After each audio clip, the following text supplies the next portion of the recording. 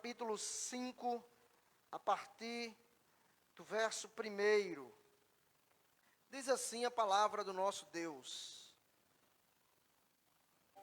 Dá ouvidos à minha palavra, ó Senhor. Atende a minha meditação. Atende a voz do meu clamor, Rei meu e Deus meu, pois a ti orarei. Pela manhã ouvirás a minha voz, ó Senhor. Pela manhã apresentarei a ti a minha oração e vigiarei. Porque tu não és um Deus que tem prazer na iniquidade, nem contigo habitará o mal. Os loucos não pararão à tua vista. Odeias a todos os que praticam a maldade.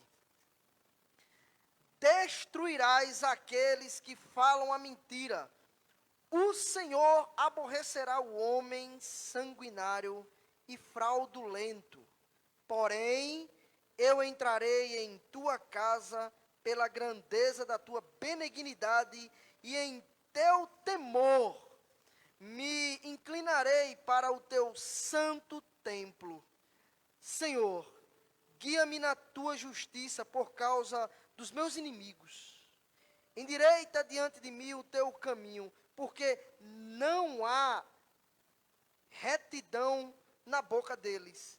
As suas entranhas são verdadeiras maldades. A sua garganta é um sepulcro aberto. Lisonjeiam com a sua língua. Declara-os culpado, ó Deus. Caiam por seus próprios conselhos. Lança-os fora por causa da multidão de suas transgressões, pois se rebelam contra ti. Porém alegram-se todos os que confiam em ti, exultam eternamente, porquanto tu os defende, e em ti se gloriam os que amam o teu nome. Pois tu, Senhor, abençoarás ao justo, circundá-lo-ás a tua benevolência como de um escudo. Deus, nós te louvamos e bendizemos o teu nome pela palavra lida nesta noite, por este salmo rico e porque o Senhor continua falando conosco. Nós queremos louvar o teu nome e bendizê-lo em Cristo Jesus. Amém e graças a Deus. Queridos irmãos, hoje vamos ministrar em uma temática bem pertinente, para que a gente saia com os nossos corações daqui edificados, alimentados. E temos como título, nesta noite, a seguinte palavra para você: o clamor de um aflito. E é este o tema que vamos trabalhar nessa noite: o clamor de um aflito. E para ilustrar este tema, a gente usou o Salmos 5.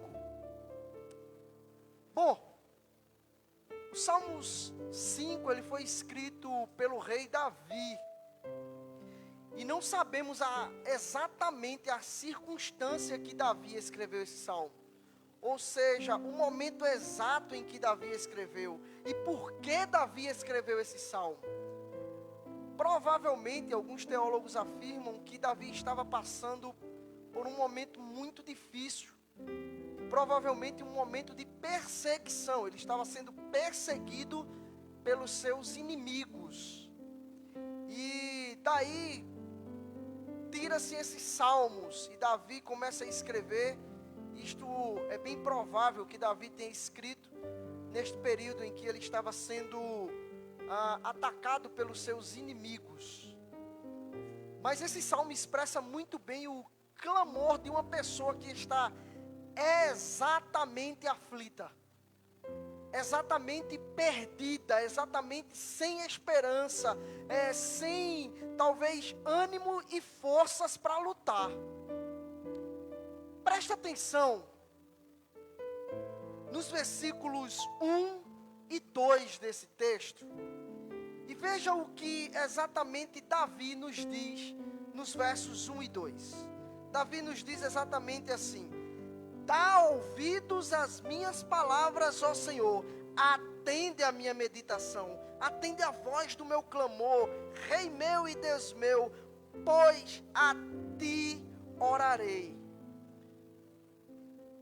É muito claro você ver Davi fazendo não somente uma oração qualquer, não somente Davi curva os seus joelhos diante de Deus e ora como oramos de noite, de dia, pela tarde, mas você vê uma oração de alguém que está exatamente aflito, angustiado e pedindo a Deus para que Deus atendesse com rapidez a sua oração, para que Deus ouvisse o seu clamor.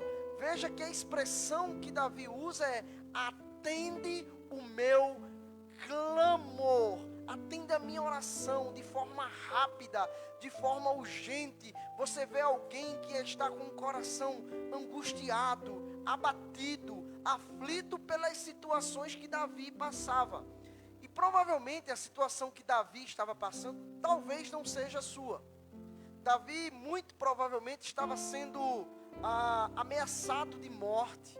Os seus inimigos queriam o tragar, o matar.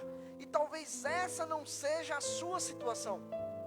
Mas talvez você que está em casa, ou talvez você que está aqui, esteja com o coração exatamente como o de Davi. Angustiado, abatido, aflito, triste, cabisbaixo, pelas circunstâncias da vida, pelas circunstâncias que a vida oferece. E nem sempre a vida nos oferece tudo de bom. Passamos por momentos especiais, momentos alegres, momentos onde a gente vai sorrir, onde a gente vai brincar, onde a gente se acorda de bem com a vida, alto astral. Mas vai ter dias, irmãos, que a gente não quer nem se levantar da cama. Vai ter momento onde a nossa vida está, parece que indo de água abaixo. Você está profundamente angustiado.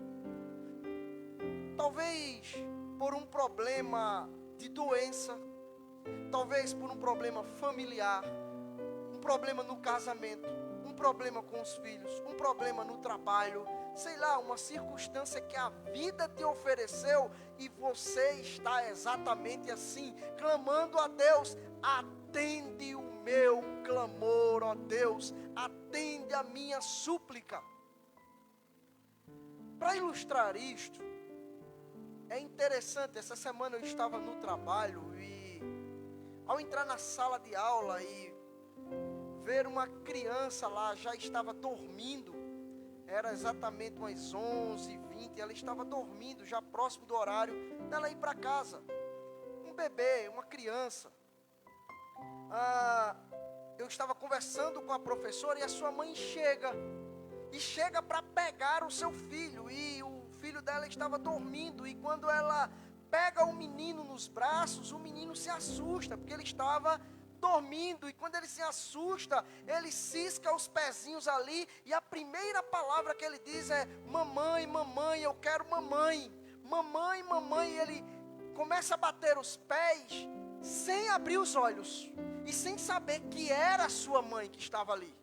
E ele: mamãe, mamãe, eu quero mamãe. E a mãe começa a dizer: calma filho, sou eu, é mamãe, é mamãe. E começa a acalentar aquela criança, e ela só realmente para de chorar quando abre os olhos e vê de certeza que era a sua mãe. Mas onde é que eu quero chegar com isso? É que a vida da gente é exatamente assim. Meus irmãos, às vezes estamos ciscando, se esperneando, gritando e clamando, e não temos a percepção que Deus já nos colocou no braço, está nos acalentando, mas parece que as tribulações da vida são bem maiores, e você clama, clama, e não tem a percepção que Deus já tem dito a você: calma, eu estou aqui. Aquele filho estava exatamente assim: mamãe, mamãe. E quando ele viu a mãe, ele se acalentou. E Deus às vezes está fazendo isso conosco: calma meu filho, eu estou aqui.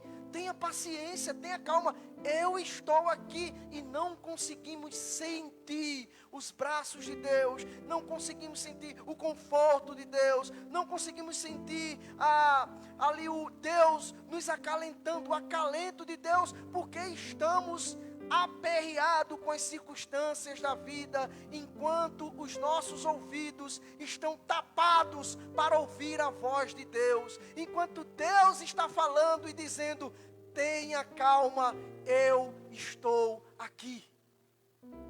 E Davi estava nesse dilema, clamando a Deus: Deus meu, Rei meu, atende o meu clamor, atende a minha súplica. Tem gente que talvez esteja exatamente dessa maneira, clamando, suplicando, dobrando seus joelhos, chorando pelas madrugadas, gritando e exalando a sua voz de forma alta, pedindo socorro a Deus. Mas o versículo 3 nos diz algo muito interessante em relação a isso. O verso 3 continua dizendo: pela manhã ouvirás a minha voz, ó Senhor, pela manhã. É interessante porque Davi começa a dizer: pela manhã o Senhor vai ouvir a minha voz. Sei lá, Davi poderia colocar à noite, à tarde. E por que Davi começa dizendo: Deus, o Senhor vai ouvir a minha voz pela manhã?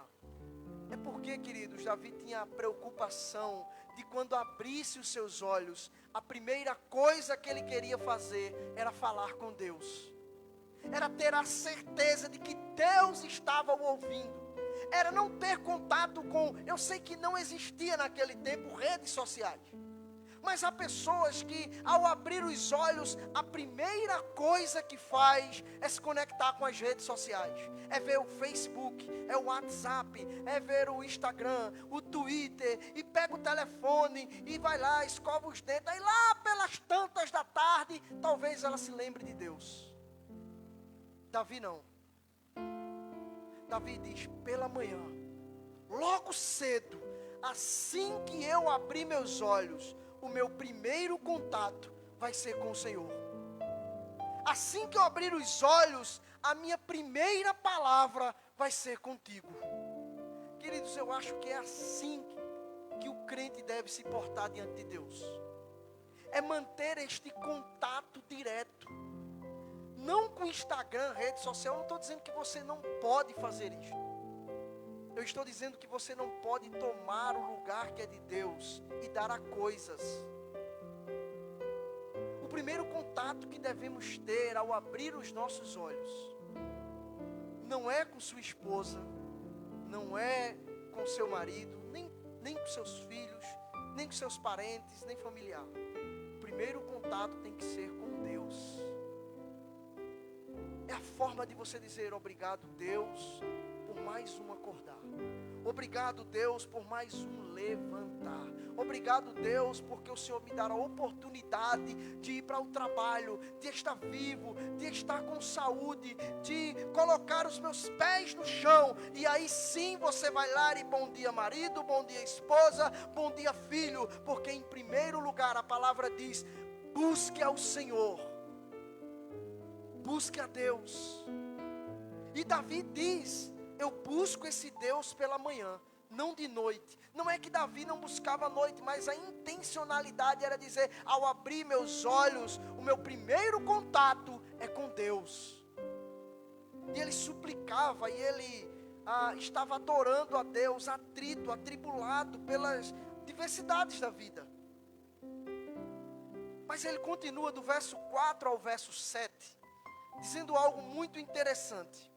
Porque tu não és um Deus que tenha prazer na iniquidade, nem contigo habitará o mal. Os loucos não pararão à tua vista. Odeia a todos os que praticam a iniquidade. Destruirás aqueles que falam a mentira, ó Senhor. Aborrecerá o homem sanguinário e fraudulento. Porém, eu entrarei em tua casa pela grandeza da tua benignidade. Eu quero ir até aqui e você vê no versículo 4, Davi atribuindo a Deus alguns atributos. Ele diz, olha, o Senhor não compactua com a iniquidade, com o pecado. O Senhor é um Deus santo, o Senhor é um Deus justo, o Senhor é um Deus compassivo, amoroso. E Davi começa a reconhecer os atributos de Deus, mostrando que Deus não é aquele que habita com o pecado. Deus não é aquele que compactua com o erro. Deus não é aquele que compactua com os problemas e com as coisas erradas da vida. E ele começa a reconhecer: o Senhor destruirá. É interessante porque Davi não chega a dizer: eu vou destruir esse povo. Davi não chega a dizer: Deus, mata esse povo que me persegue. Davi não chega a dizer: acaba com esse povo que me persegue. Mas ele reconhece que com suas forças não dá. E ele começa a dizer: quem vai tomar a providência não é eu. Quem vai tomar esta providência é Deus. Queridos, quantas pessoas não desejam o mal a outra, não sente ódio no coração por outra pessoa, e chega até colocar o nome de Deus no meio, dizendo: ah, se Deus fizesse isso e aquilo, ah, se desse uma doença, ah, se fizesse tal coisa. Davi não. Davi chega e diz: Deus, não sou eu quem vou julgar. Não sou eu quem tem o poder de destruir ninguém. Não sou eu quem tem o poder de fazer isto. É o Senhor quem vai fazer isto. É o Senhor quem tem poder. E se o Senhor quiser, o Senhor faz. Porque o Senhor não tolera os mentirosos. O Senhor destrói os fraudulentos. E Davi começa a dizer: olha, está vendo este povo que peca, que não está nem aí contigo, Deus. Não sou eu quem posso desejar o mal, ou com minhas mãos fazer o mal. É o Senhor quem deve julgá-los. É o Senhor quem coloca na peneira e diz o que tem que ser feito. Davi reconhece a soberania de Deus. Davi reconhece os atributos de Deus. Davi reconhece que é Deus quem pode pelejar por ele. E é isto que eu quero dizer nessa noite, meu irmão. Não tenta ir com tuas forças. Não tenta lutar com talvez a tua inteligência ou intelectualidade. Não tenta ser sábio a ponto tal de achar que você pode, de que você chega lá, de que você é o cara. Você não é ninguém. E Davi reconhece isso. É o Senhor que é Deus. É o Senhor quem faz. É o Senhor quem dá sabedoria. É o Senhor que é justo. É o Senhor que é compassivo. É o Senhor quem dá a vida e quem tira a vida.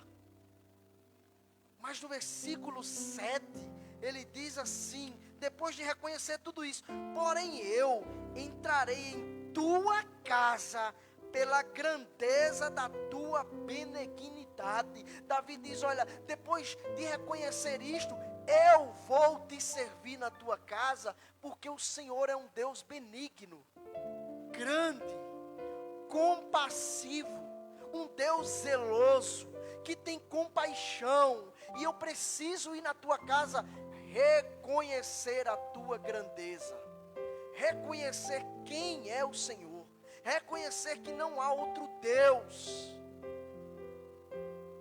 Mesmo passando por dificuldades, mesmo passando, talvez sendo ameaçado de morte, talvez os inimigos tentando tramar contra a vida de Davi, planejar e arquitetar a sua morte, mesmo assim Davi continua depositando o seu clamor, a sua confiança e a sua esperança em Deus.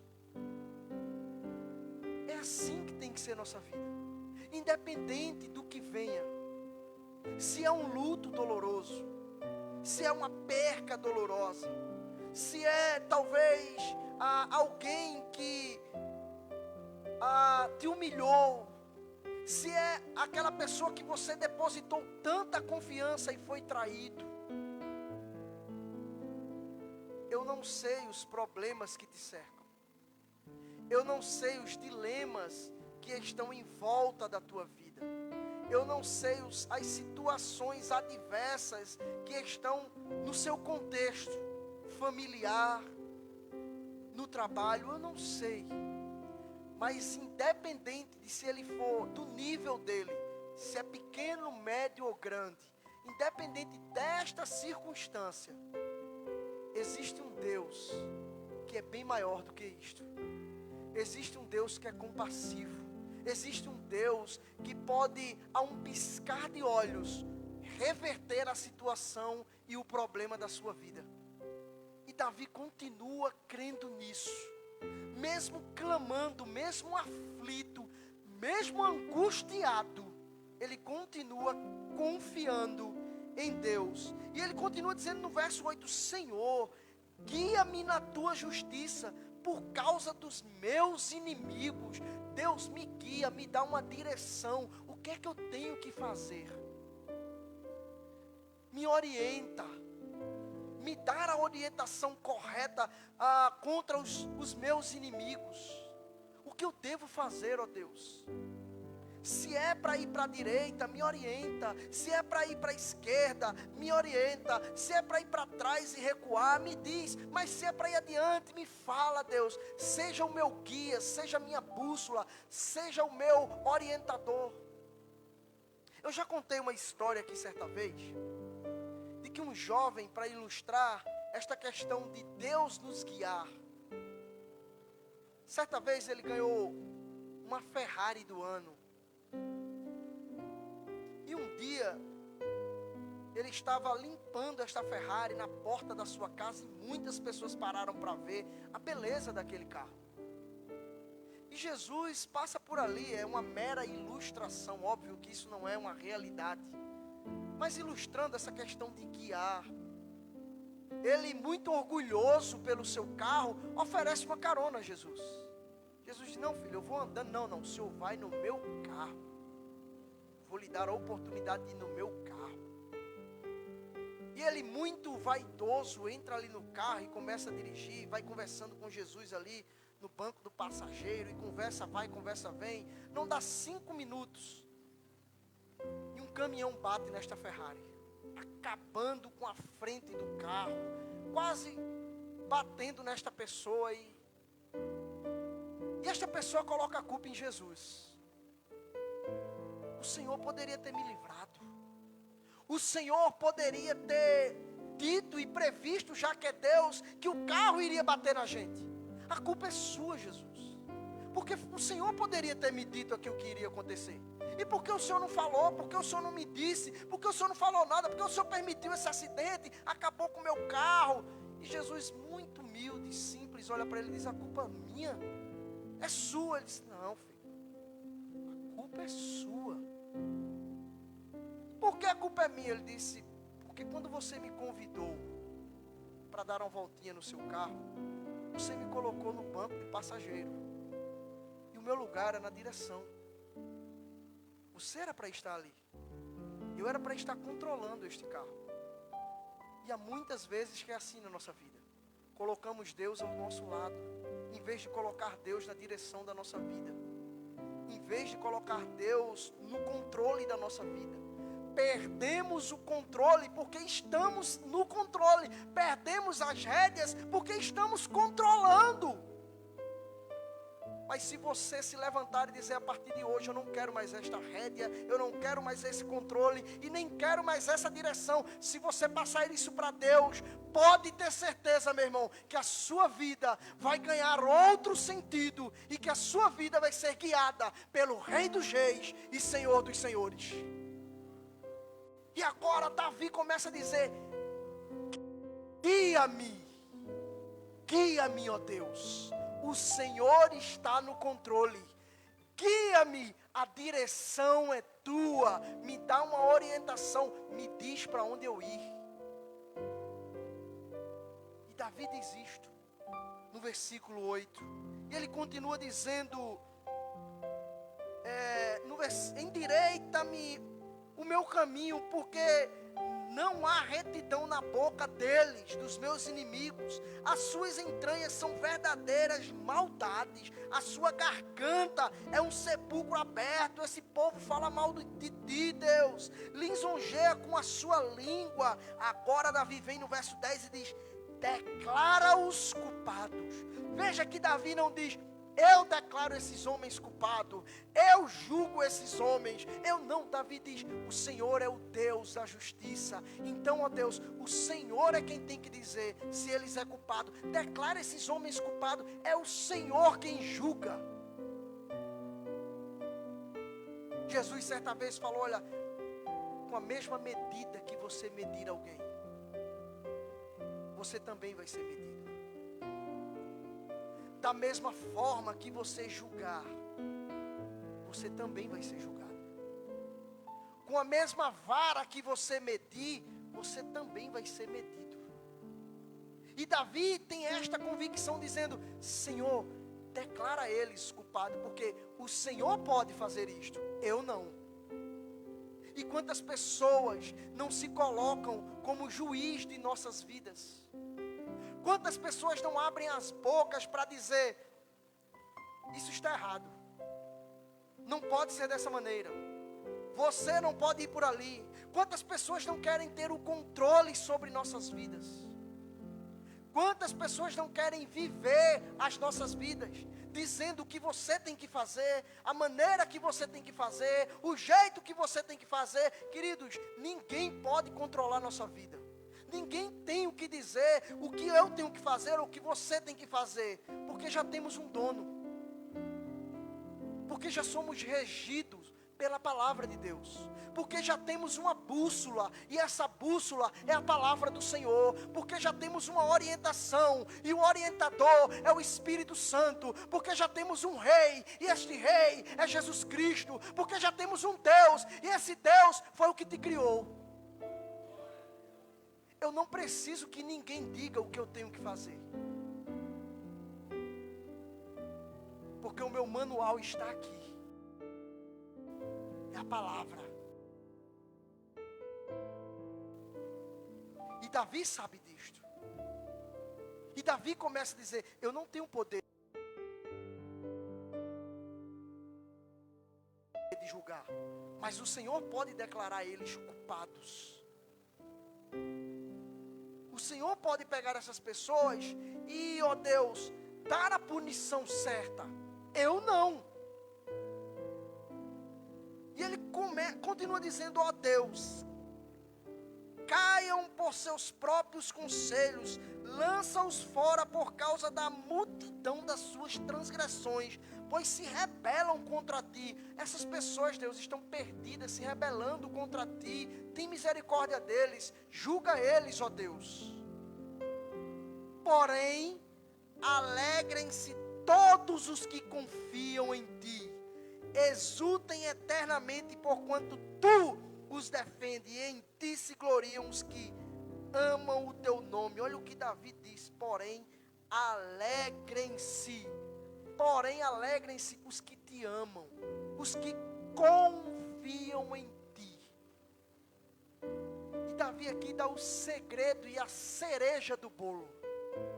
Se no versículo 1 e 2 Davi estava clamando em alta voz, com aflição, no versículo 11 Davi declara: alegram-se os que confiam em ti, independente da circunstância. Eu estou abatido, eu estou aflito, eu estou cabisbaixo, Deus, estou aqui todo para baixo, mas eu tenho uma alegria, e a minha alegria é porque eu confio que o Senhor continua fazendo na minha vida, é que o Senhor continua comigo, é que o Senhor não me esqueceu, é que o Senhor continua pelejando na minha vida, é que o Senhor é o Deus da batalha, é que o Senhor é o Deus do exército, é que o Senhor é o Deus da cura, o Deus do milagre, o Deus da restituição, e por isso eu confio em ti. Isso não é fácil, queridos. Talvez teoricamente seja muito bonito isso que eu esteja falando, talvez isso soe perfeitamente bonito em seus ouvidos. A questão não é o que você ouve. A questão é o que você faz depois de ouvir. E o grande problema das pessoas é que elas acham bonito o falar, é que elas acham bonito a palavra de Deus, é que elas acham bonito o que Jesus fez, é que elas acham bonito os milagres de Jesus, mas elas não se atentam para cravar em seu coração e exercitar o que Jesus quer para as nossas vidas. Quantas pessoas não dizem que amam a Deus? Quantas pessoas não declaram com sua boca que Deus é o Senhor, mas o que elas têm feito? De que maneira elas têm agido? Desobedecendo a Deus? Simplesmente falando que ama a Deus? Amar por amar e abrir a boca é muito fácil. Isto é teoria. Mas Tiago nos ensina.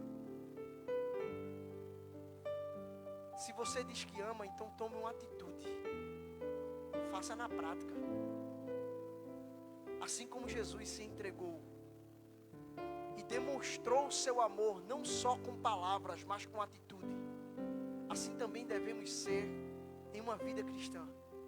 Não só falar que somos cristãos, mas demonstrar quem realmente somos, através das nossas atitudes, das nossas vidas, em dizer quem realmente somos. E Davi diz: independente de como eu esteja, aflito, abatido, as pessoas querendo me matar, mas eu prefiro continuar confiando em Ti. Olha a vida de Jó, quando Jó declara: no eu vim, no eu volto. Olha para a vida de Abacuque, quando ele diz que ainda que tudo me falte, ainda que não haja gados no curral, e ainda que a vide não produza uva, e ainda que nada eu tenha, eu continuo glorificando o Senhor dos exércitos. Falar é uma coisa e viver é outra. Davi estava cabisbaixo, triste, abatido, angustiado, mas não vencido. Este é o segredo. Você não é Mulher Maravilha nem Superman. Os sentimentos vão bater na sua porta. Os problemas estão aí. A questão não é o que você sente ou os problemas que você tem. É como você tem reagido mediante a eles. Em quem você tem confiado quando os problemas chegam. De que maneira Deus tem te colocado de pé. E como você tem ficado de pé quando os problemas chegam na sua vida. Davi disse: eu prefiro confiar em Deus. Para finalizar, no versículo 12 ele diz: pois tu, Senhor, abençoará o justo, circundá-lo-ás da tua benevolência como de um escudo. Pois tu, Senhor, abençoará. Davi tem a certeza, ele está falando para ele: Deus, independente disso, o Senhor sabe que eu não estou tramando contra a vida de ninguém. O Senhor sabe que eu tenho sido reto diante de Ti. O Senhor sabe de que eu tenho sido, Deus, de quem eu tenho sido diante de Ti. Eu não quero o mal de ninguém, mesmo que eles tentem me matar, mesmo que eles tentem tramar contra mim. Eu não quero o mal de ninguém, mas eu tenho uma certeza que o Senhor vai abençoar a minha vida. Eu quero finalizar